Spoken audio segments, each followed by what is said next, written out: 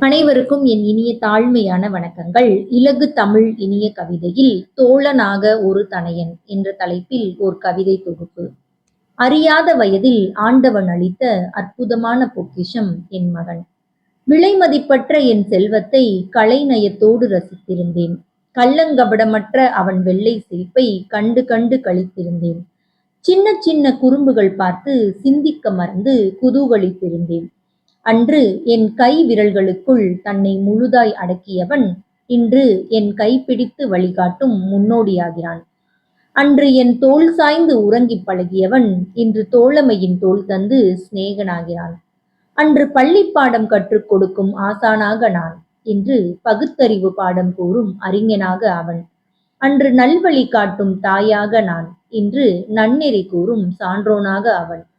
அன்று என் உயிராக அவன், இன்று அவன் உலகமாக நான்.